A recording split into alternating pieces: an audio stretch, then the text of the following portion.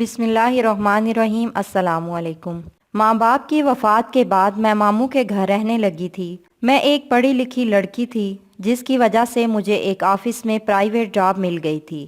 اسی آفس میں ایک فہد نامی لڑکا بھی جاب کرتا تھا جس سے میری دوستی ہو گئی۔ فہد بہت ہی اچھا انسان تھا اور وہ مجھے پسند بھی کرنے لگا تھا۔ وقت گزرنے کے ساتھ ساتھ ہم دونوں ایک دوسرے کو چاہنے لگے۔ پھر ایک دن آفس میں میرے ساتھ جو واقعہ پیش آیا تھا وہ میں سوچ بھی نہیں سکتی تھی۔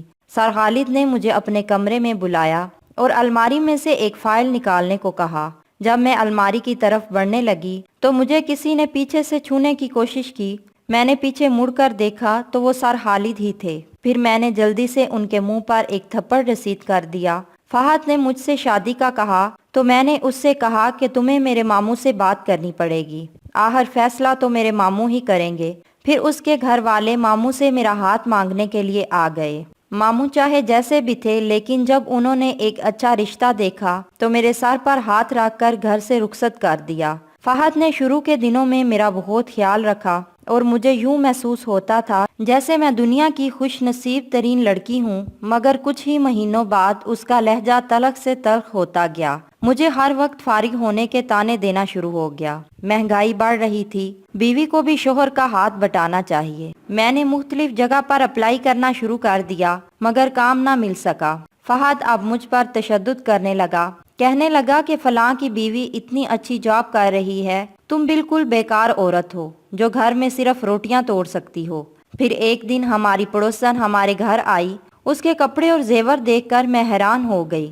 میں جانتی تھی کہ اس کے شوہر کا ایک معمولی سا کریانہ سٹور تھا۔ میں نے پڑوسن سے کہا کہ اگر برا نہ مانو تو ایک بات پوچھوں۔ اس نے کہا کہ پوچھو، کیا بات ہے؟ میں نے کہا کہ اتنے مہنگے کپڑے اور زیورات کہاں سے آئے؟ اس نے کہا کہ یہ سب میرے فینس کی بدولت ہے۔ میں ایک ویب سائٹ پر اپنے فینس اور دوستوں سے گپ شپ کرتی ہوں جس کے مجھے پیسے ملتے ہیں۔ میں نے کہا مجھے بھی اس کام کے بارے میں بتا دو۔ اس نے کہا ہاں کیوں نہیں، میں سب سمجھا دوں گی، مگر ایک بات یاد رکھنا کہ اس ویب سائٹ پر اپنے فینس کا خیال رکھنا پڑتا ہے، ان کی ہر بات ماننی پڑتی ہے۔ پھر میں نے بھی اس ویب سائٹ میں اپنے آپ کو رجسٹر کروا لیا۔ میں نقاب میں لوگوں کے سامنے آتی مگر کوئی مجھ میں دلچسپی نہیں لے رہا تھا اور نہ ہی کچھ کمائی ہو رہی تھی۔ پھر میری پڑوسن اس نے مجھ سے کہا کہ کچھ پانے کے لیے کچھ کھونا بھی پڑتا ہے، فینس کی مرضی کے مطابق کپڑے پہنا کرو، پھر اپنی کمائی دیکھو۔ اب میں مختلف روپ میں لوگوں کے سامنے آنا شروع ہو گئی اور میں ان کی ہر فرمائش پوری کر رہی تھی۔ میں ایک دلدل میں دھنستی جا رہی تھی جس کا مجھے اندازہ نہیں تھا۔ آہستہ آہستہ ایک ایسا وقت بھی آ گیا کہ مجھے اپنے کپڑے اتار کر لوگوں کے سامنے آنا پڑا۔ میں اپنی شناخت ظاہر نہیں کرتی تھی اور اپنا چہرہ رومال سے ڈھانپ لیتی تھی۔ ایک دن اس ویب سائٹ پر ایک آدمی مجھ سے مختلف فرمائشیں کرنے لگا۔ میں اس کی فرمائشیں پوری کرتی رہی اور میرا ریٹ بڑھتا چلا گیا۔ اس نے کہا کہ اگر چہرے سے رومال ہٹا دو تو 5 لاکھ کا اضافہ ابھی کر دوں گا۔ رقم بہت زیادہ تھی۔ فہد کے طعنے مجھے یاد آنے لگے۔ میں نے اس کو بتا رکھا تھا کہ میں آن لائن جاب کرتی ہوں مگر یہ نہیں بتایا تھا کہ کون سی جاب کرتی ہوں۔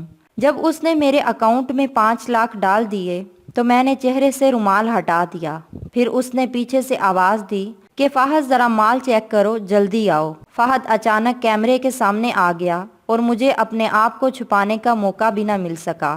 چیٹ پر فہد کا دوست تھا، یہ مجھے بالکل معلوم نہیں تھا۔ میں نے لیپ ٹاپ بند کیا، بیگ اٹھایا اور گھر سے چلی گئی۔ میں یہ سوچ کر گھر سے چلی گئی کہ فہد اب مجھے قبول نہیں کرے گا۔ میں وہ شہر چھوڑ کر چلی گئی۔ مجھے گھر سے بھاگے ہوئے 6 سال ہو چکے ہیں۔ میں ایک کرائے کے مکان میں رہتی ہوں، مجبور ہو کر اسی ویب سائٹ پر کام کر رہی ہوں، ورنہ باہر بھیک مانگنی پڑے گی۔ میں نہیں جانتی کہ فہد نے مجھے تلاش کیا ہوگا یا نہیں، مگر اتنا ضرور جانتی ہوں کہ میری زندگی کی تباہی کا ذمہ دار فہد ہی تھا۔ مرد کا کام عورت کو کما کر دینا ہے، جبکہ عورت کا کام گھر کو ہی سنبھالنا ہوتا ہے۔ وہ ایک لالچی شخص تھا جس نے سب کے سامنے مجھے اپنے جسم کی نمائش کرنے پر مجبور کر دیا تھا۔